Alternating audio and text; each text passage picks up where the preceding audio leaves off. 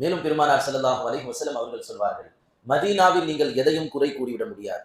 என்னப்பா கடை இந்த மாதிரி இருக்குது, என்ன இது விரிப்பு இந்த மாதிரி இருக்குது, என்ன மனிதர்களா இவ்வளவு மோசமாக இருக்கிறார்கள் என்று யாரும் மதீனாவில் ஒரு சின்ன அணுவையும் கூட குறை சொல்லிவிடக் கூடாது.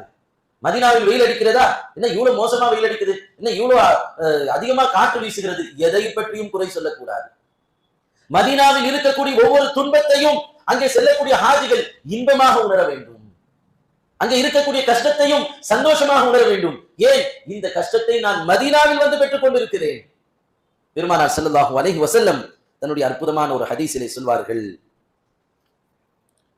எந்த ஒரு மனிதர் மதீனாவிற்கு வந்தாரோ, வந்து லா யஸ்பிரு அலா லவாஇல் மதீனா வஷித்தத்திஹா அஹதும் மின் உம்மதி இல்லா குன்து ஷஃபீஅன் லஹு யௌமல் கியாமத்தி.